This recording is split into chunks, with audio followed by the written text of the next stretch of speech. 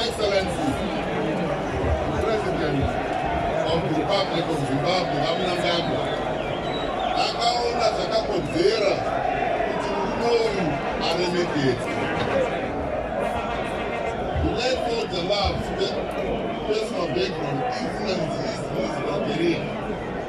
His late father, Ephraim Tshaban Saka, was an ex-detainee and a rescue team who was kicked in 1970.